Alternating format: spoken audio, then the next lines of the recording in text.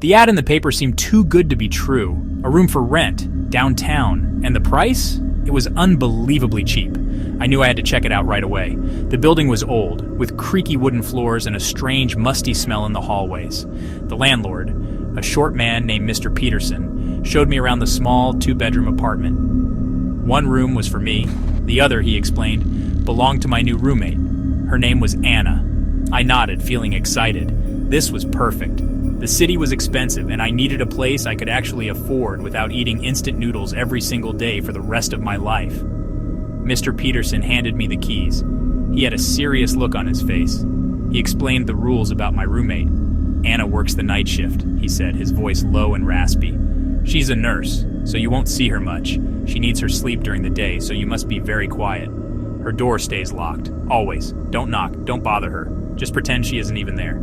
This seemed a little strange to me. A roommate I would never see, a door that was always locked, but the rent was so low I couldn't pass this up. I promised him I would follow all the rules. I moved my boxes in that afternoon. The apartment was quiet, eerily quiet. I unpacked my clothes and set up my small desk. I looked at the door to Anna's room. It was a plain wooden door, just like mine, but it had a big, heavy-looking lock on it, a deadbolt. It was painted shut, almost like no one had opened it in a very long time. I felt a small shiver run down my spine. This was a little weird. It felt less like a roommate's room and more like a prison cell. I tried to shrug it off. She probably just valued her privacy. A lot. My first night was completely silent. I didn't hear a thing. Not a footstep, not a cough, nothing. It was like I had the whole place to myself. I thought maybe Anna was on a long shift, or maybe she was just incredibly quiet, like a mouse. I went to bed feeling good about my decision. I had a cheap room in a great location, and a roommate who was so quiet it was like she didn't even exist. What could possibly go wrong? I drifted off to sleep, feeling peaceful for the first time in weeks. I had no idea that the silence was about to be broken. The second night was different. I was reading a book in bed when I heard it. A soft sound from the hallway. Thump, thump, thump. It sounded like footsteps. Slow, deliberate footsteps pacing back and forth right outside Anna's room. I put my book down and listened carefully. The floorboards creaked with each step. It must be Anna, I thought. She must be home from her shift. I remembered the landlord's warning. Be quiet. Don't bother her. So I turned off my light and tried to go to sleep. But the sound of the pacing continued for what felt like hours, making it hard to relax. The next night, the sounds changed. I didn't hear footsteps at first. Instead, I heard a low humming sound. It was a strange, tuneless melody, and it was definitely coming from behind Anna's locked door. The humming would start and stop, rising and falling in volume. It was a sad, lonely sound that made the hairs on my arms stand up. Who hums to themselves in a locked room in the middle of the night? I pressed my ear against my own door, trying to hear it better. The sound was faint but clear. It was unsettling. It made the entire apartment feel cold and unwelcoming. On the third night, I was woken up from a deep sleep. It was the footsteps again, but this time they were faster, more frantic. It sounded like someone was running in a small circle inside the locked room. Thump, thump, thump, thump. It was a panicked, restless sound. I sat up in bed, my heart pounding in my chest. What was going on in there? Was she okay? I wanted to knock to ask if everything was all right, but Mr. Peterson's words echoed in my head. Her door stays locked, always. Don't knock. So I just sat there listening, feeling a growing sense of dread.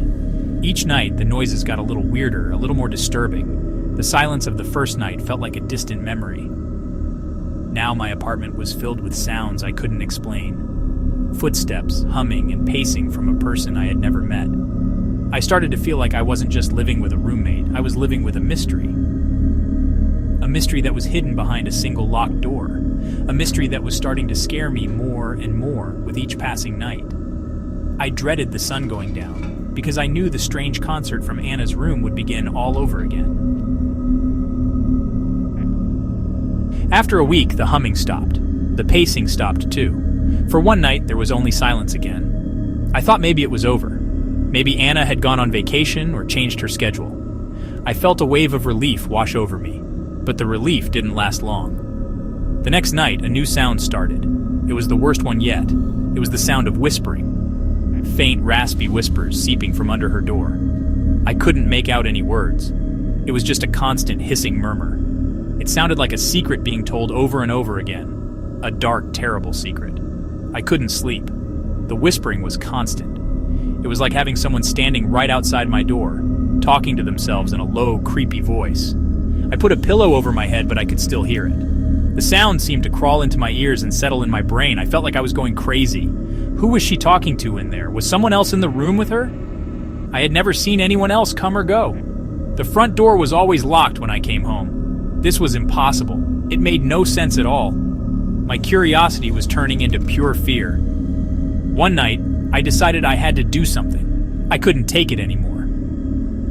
The whispering was louder than ever. I tiptoed out of my room and crept down the short hallway. The floorboards groaned under my feet. I stopped right in front of her door. The whispering was so much clearer now.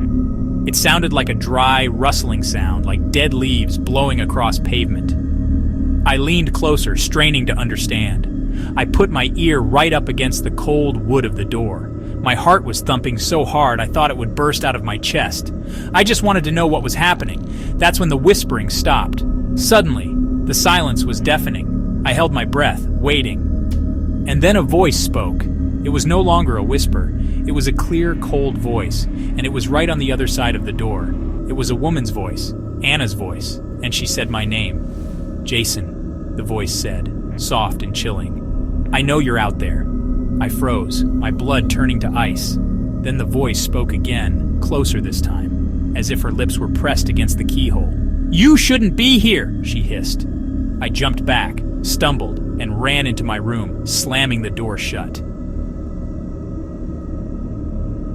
I didn't sleep at all that night.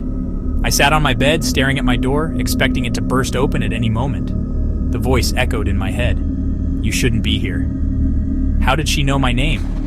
I'd never spoken to her. I'd never even seen her. The next morning, as soon as the sun came up, I grabbed my keys and ran out of the apartment. I had to talk to Mr. Peterson. I had to know what was going on. I found him sweeping the front steps of the building. He looked up, surprised to see me looking so pale and terrified. I had to get answers before I spent another night in that place. "Mr. Peterson," I said, my voice trembling slightly. "It's about Anna. The noises. She spoke to me last night." The landlord stopped sweeping. He put his broom down and looked at me with a sad, tired expression on his face. He sighed heavily. "Son," he began slowly, "I don't know who you heard last night, but it wasn't Anna." I was confused. "What do you mean? She's in the room. I hear her every night. She works the night shift, right?" Mr. Peterson shook his head. "There is no one living in that other room, Jason. No one has lived there for a very long time." I stared at him, unable to process his words. "What are you talking about? You told me about Anna, the nurse who works nights." Mr. Peterson's eyes filled with sorrow. "Anna was the tenant who lived there before you," he explained quietly. "A lovely young woman. A nurse, yes. But she passed away 3 years ago, right there in that room. It was so tragic. Her room has been empty ever since." My mouth went dry. My whole body felt numb. 3 years ago? It couldn't be true. I heard her. I heard her whisper my name. It was all too real. I walked back up to the apartment like a zombie. My mind was reeling. It was all a lie. There was no roommate. There was only a locked room, an empty room. As I reached the top of the stairs and walked down the hallway, I stopped dead. My blood ran cold. Something was different. Something was horribly, terrifyingly wrong. For the first time since I had moved in, the deadbolt on Anna's door was unlocked, and the door itself, it was no longer closed. It was hanging slightly open, just a crack. A sliver of pure, pitch-black darkness beckoned from within, and I felt a cold draft slip out, as if something had just left the room, or was inviting me in.